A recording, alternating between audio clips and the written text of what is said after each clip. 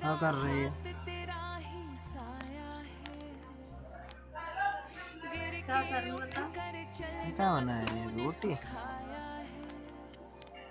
चूल्हा पर रोटी बना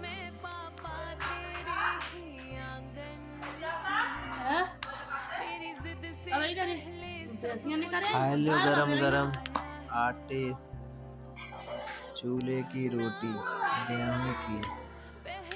जिस किसी भाई को खानी हो रोटी तो आ जाए और खाना खा जाए।